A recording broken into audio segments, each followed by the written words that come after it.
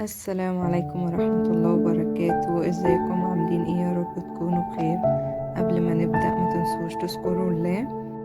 هعمل بقى معاكم بقلاوة او زلابية او لقمة القاضي على حسب ما بتسموها. المقادير بقى: كوبايتين دقيق، ومعلقة ممسوحة سكر، معلقة ممسوحة خميرة فورية، ورشة ملح، ومعايا معلقتين نشا كبار ممسوحين. وفي بولة بقى هحط الدقيق والنشا والسكر والخميرة.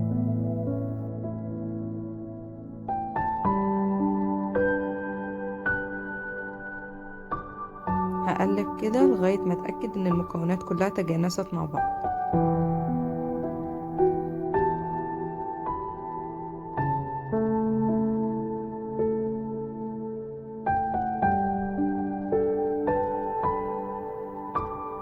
هنزل بقى المية كده تدريجيا. المية لازم تكون دافية جدا جدا، يعني زي دمعة العين كده زي ما بيقولوا. هنزل تدريجيا وهقلب، كل ما هتعوز مية هحط تاني لغاية ما اوريكم القوام بتاعها يكون عامل ازاي.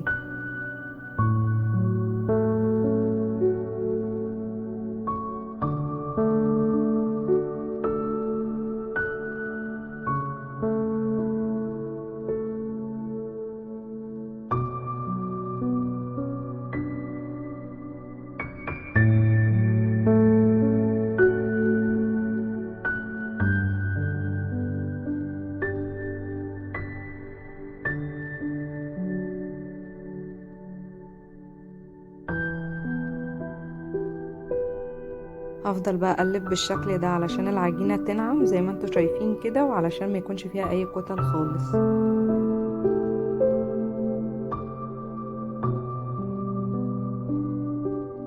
ده بقى القوام المطلوب بتاعها.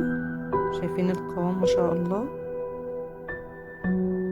القوام كده يبقى مظبوط، ان هي بتنزل على طول ما بتقطعش منكم. هنغطيها بقى بكيس كده او ستريتش، وهنحطها مثلا في الفرن شوية، مش هنولع عليه يعني، بس علشان المكان مغلق. وهنسيبها لمدة ساعة. عقبال ما نسيبها تختمر يلا بينا نعمل الشربات. مقادير الشربات بقى: كوبايتين سكر عليهم كوبايتين مية. هحط كده السكر في الحلة، انا مولعة النار، وهنزل عليهم كوبايتين المية، وهنسيبها الاول على نار عالية لغاية ما تغلي كده او تقلب قلبتين، وبعدين هنوطي النار عليها. وبعد ما قلبت كده هنحط عليها عصرة ليمون او نص ليمونة، وهنوطي بقى النار خالص على نار هادية لغاية ما الشربات يتقل. كده بقى العجينة اختمرت. هنقلبها بقى كده بالمعلقة. هنحطها بقى في كيس حلويات، او لو ما عندكوش كيس حلويات هتحطوا كده كيس في قلب كوباية يعني علشان العجينة ما تبهدلش، وهتحطوا بقى تنزلوا العجينة يعني في الكيس. شايفين بقى القوام بتاعها حتى بعد ما اختمرت؟ ما شاء الله. ده بقى بعد ما حطيتها في الكيس وربطت الكيس، وهقطعه كده قطعة صغيرة خالص من الحرف. بصوا بقى كده واحنا بننزلها في الزيت لازم نبل المعلقة مية او زيت علشان العجينة ما تلزقش فيها. وعلى فكرة هو دايما اول 2 3 كده مش بيظبطوا، وبعدين بتظبط معاكم بتكون متكورة يعني. بالنسبة بقى للناس اللي بتحب البقلاوة تكون مقرمشة كده، يعني ما تخلوهاش تستوي خالص وطلعوها من الزيت، وبعد ما تطلعوها كلها ارجعوا حطوها تاني في الزيت. الخطوة دي بقى بتخلي البقلاوة مقرمشة جدا، حتى لو بيتوها يوم او 2 بتفضل مقرمشة زي ما هي. انا نزلت اول الكمية في الشربات، هنزل بقى اخر حاجة معايا هنزلهم في الشربات. طبعا لازم استنى لما الشربات يبرد وانزل فيه البقلاوة علشان ما تبقاش طرية. هسيبها بقى مثلا 5 دقايق كده في الشربات واقعد اقلب فيها، وبعدين هطلعها.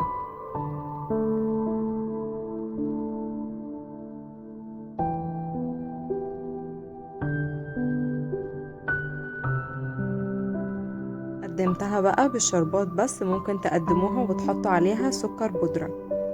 وبكده نكون خلصنا الزلابية. يا رب يكون عجبكم الفيديو، ولو عجبكم الفيديو